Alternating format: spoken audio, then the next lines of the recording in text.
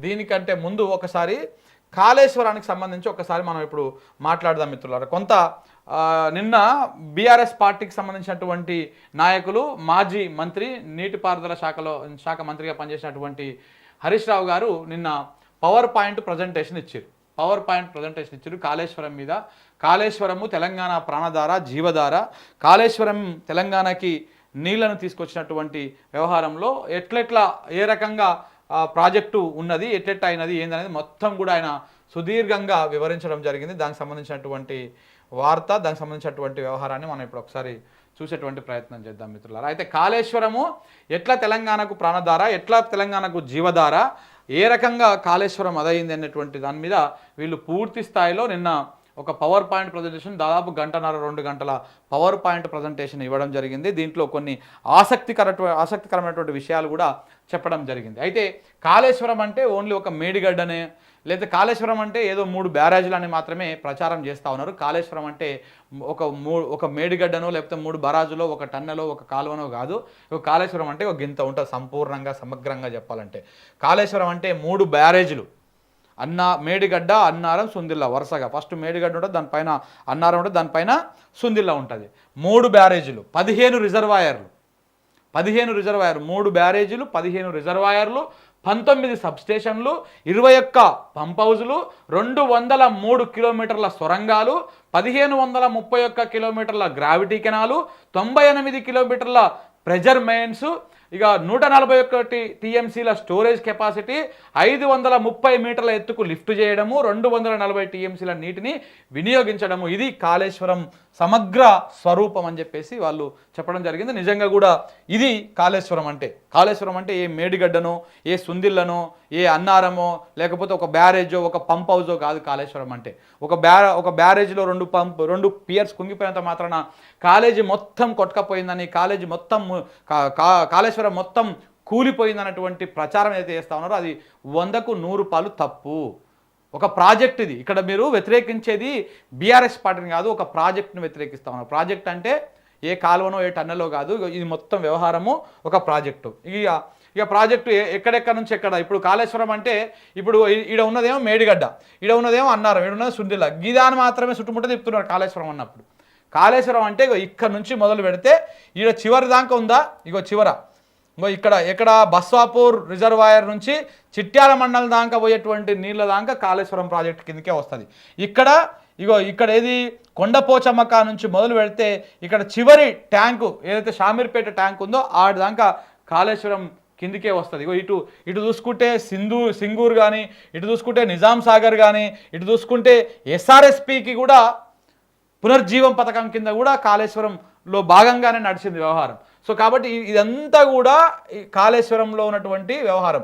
ఇక్కడ నుంచి ఎల్లంపల్లి కూడా ఇప్పుడు అంటే అంతకుముందుగా కట్టిన ఎల్లంపల్లి నుంచి ఇవన్నీ ఈ కెనాళ్ళు, లేకపోతే ఈ టన్నెళ్ళు, ఈ రిజర్వాయర్లు, ఈ పంప్ హౌజులు ఇవన్నీ కూడా కాళేశ్వరంలో భాగంగానే, సొరంగాలు రిజర్వాయర్లో భాగంగానే చేసినటువంటి వ్యవహారము. దానికి సంబంధించినటువంటి విషయం మిత్రులారా. సో కాబట్టి కాళేశ్వరం మ్యాప్ ఇక్కడ క్లియర్గా కనపడతా ఉంది. ప్రాజెక్టు సంబంధించినటువంటి డయాగ్రామ్ ఇది. ఇక కాళేశ్వరం ప్రాజెక్టులో రిజర్వాయర్లు ఉన్నాయి, బ్యారేజ్లు ఉన్నాయి, ఏడ ఉన్నాయి అనేది ఇక్కడ క్లియర్గా మీరు ఇందులో కూడా చూడవచ్చు. రిజర్వాయర్ భూంపల్లికి 0.09 చిన్న ట్యాంక్, ఇది చిన్న చెరువు. ఇది మోతే రిజర్వాయర్కి 2 టీఎంసీలు, ధర్మారావుపేట రిజర్వాయరు 0. అంటే 1/2 టీఎంసీ, కాటెవాడి రిజర్వాయర్ వచ్చే చెరువు వచ్చేసి అది ఒక 1/2 టీఎంసీ, ముద్దోజివాడ వాడి వచ్చేసి ఒక 1/2 టీఎంసీ, తిమ్మక్కపల్లి రిజర్వాయర్ వచ్చేసి 1.5 టీఎంసీలు. దీని మొత్తము కాళేశ్వరం ప్రాజెక్టులో మొత్తం సామర్థ్యం మనం ఎన్ని టీఎంసీలను స్టోర్ చేసుకోవచ్చు అంటే 141 టీఎంసీలను స్టోర్ చేసుకోవచ్చు, నిల్వ ఉంచుకోవచ్చు. అంత సామర్థ్యం ఉన్నటువంటిది రిజర్వాయర్లు కాళేశ్వరం ప్రాజెక్టు సొంతం అనమాట. ఇక ఇప్పటి వరకు కాళేశ్వరం ప్రాజెక్టుతో నీళ్లతో జరిగినటువంటి సాగు వివరాలు ఇప్పటిదాకా కాంగ్రెస్ వాళ్ళు నిన్న హరీష్ రావు గారు కూడా చెప్పడం జరిగింది. కాళేశ్వరంతో ఏం కాలేదని. కాళేశ్వరంతో ఎంత సాగయ్యింది అసలు ఇక్కడ చాలామందికి కొత్త ఆయకట్టు స్థిరీకరణ, స్టెబిలైజేషన్ అంటే చాలామంది తెలియడం లేదు. నేను ఇంతకుముందు కూడా చెప్పడం జరిగింది, ఇప్పుడు కూడా చెప్తా. ఇప్పటి వరకు కాళేశ్వరం నీళ్లతో జరిగినటువంటి సాగు, దాని వివరాలు ఒకసారి ఇక్కడ మాట్లాడదాం. కొత్త ఆయకట్టు వచ్చేసి కాళేశ్వరం ద్వారా కొత్తగా అంటే కాళేశ్వరం కాలువల కింద ఇంకా ఇది పూర్తి స్థాయిలో డిస్ట్రిబ్యూషన్ సిస్టమ్ ఇంకా పూర్తి స్థాయిలో కాలేదు. అంటే పంట పొలాలకు పోయేటువంటి కాలువలు కొత్తగా కాళేశ్వరం మీద ఇంకా పూర్తి స్థాయిలో కాలే. అవి అయితే ఇంకా దాని సంఖ్య పెరుగుతుంది. కొత్తగానే 16 లక్షల ఎకరాలకు 18 లక్షల ఎకరాలకు పైగా ఇవ్వాలి కొత్తగానే. కానీ ఓన్లీ ఇప్పటి వరకు ఉన్నటువంటిదే కొత్తగా 98,570 ఎకరాలకు కొత్తగా ఓన్లీ ఈ కాలువ ద్వారా డైరెక్ట్గా నేరుగా పోయేటువంటి కొత్త ఆయకట్టు. ఇక కాళేశ్వరం ప్రాజెక్టు కాలువల ద్వారా నింపినటువంటి 456 మైనర్ ఇరిగేషన్ ట్యాంకుల ద్వారా 39,146 ఎకరాలు కొత్త ఆయకట్టు. అంటే ఈ కాలువలు పోతూ ఉంటే కొన్ని చెరువులు కొన్ని కుంటలు నింపడం ద్వారా 39,146 ఎకరాలకు కొత్త ఆయకట్టు ఏర్పడింది. కొత్తగా ఏర్పడింది అన్నమాట. అప్పుడే కొత్తగా అది చేసిరు. ఇది వచ్చిన తర్వాత కాళేశ్వరం ప్రాజెక్టు నీటితో SRSP 1, SRSP స్టేజ్ 2 మరియు నిజాం సాగర్ నీటితో నింపినటువంటి 2,143 ట్యాంకుల ద్వారా 1,67,050 ఎకరాలు కొత్త ఆయకట్టు ఏర్పడ్డది.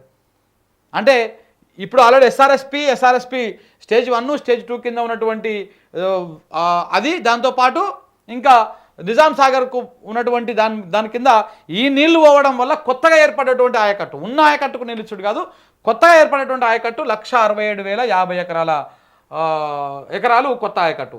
ఈ మొత్తం కొత్తగా ఏర్పడేటువంటి ఆయకట్టు మొత్తం ఎంత అయ్యా అంటే 3,04,766 ఎకరాలకు ఆయకట్టుకు నీళ్ళు ఇచ్చిరు కాళేశ్వరం ద్వారా కొత్తగా ఏర్పడ్డది. ఇది ఇంకా పూర్తి స్థాయిలో డిస్ట్రిబ్యూషన్ అయితే ఈ సంఖ్య 18 లక్షలకు పైన చేరుతుంది.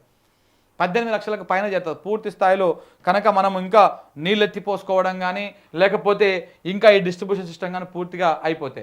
ఇక ఆయకట్టు స్థిరీకరణ అంటే ఉన్న ఆయకట్టుకు కాళేశ్వరం నీళ్లు ఎక్కడెక్కడ పోయినాయి అన్నప్పుడు SRSP స్టేజ్ 1 LMD కింద స్టేజ్ 2 మరియు నిజాం సాగర్ ప్రాజెక్టులకి కాళేశ్వరం నీళ్లు అందించి 17,08,230 ఎకరాలని స్థిరీకరించారు. స్థిరీకరణ అనేది, ఈ స్టెబిలైజేషన్ అనేది జనాలకు కొంత అర్థం కావట్లేదు. ఇది ఏదో గొట్టు సబ్జెక్ట్ లెక్క అయిపోయింది.